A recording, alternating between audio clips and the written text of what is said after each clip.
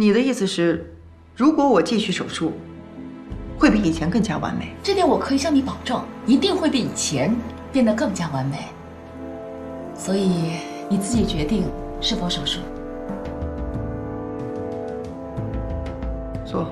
行，那我尽快帮你安排。就这几天吧，提前做好准备。好。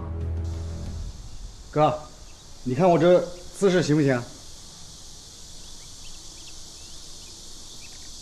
哥，成哥，哥什么哥呀？啊，你撅了个屁股跟唐老鸭似的，能别叫唤行吗？没看人烦着呢吗？成哥还能有烦的事儿？怎么，我就不能有个烦的事儿啊？哎，你到底烦什么呀？说出来听听，让哥几个也高兴高兴啊！别提了，我家里这个女人太可恶了，处处碍手碍脚，长这么大还没人敢对我这样的。不是，你家里还有能管着你的人？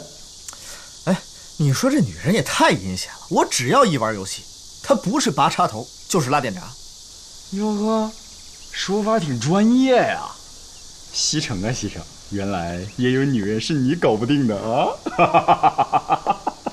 哎，问题是，就这个女人我不怕，可是我奶奶还站在她这边，我只要对她怎么着，我奶奶就生气。你说我能怎么办啊？我真想把她给扔出去。哟，这么说起来，她还真是有点可怜。感觉你个鬼可怜。你们快给我想想招吧。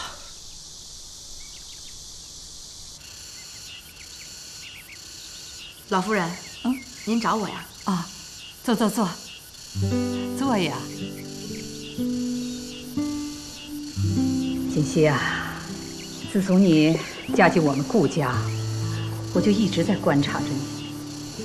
这段时间你做得很不错，西城也很少出去混了，在家里待的时间也多了，这都是你的功劳啊。这些都是我应该做的。说得好，你能这么说呀，那我也就放心了。老夫人您放心吧，我一定会尽力做好的。行了，就别再叫我老夫人了，以后就叫我奶奶吧。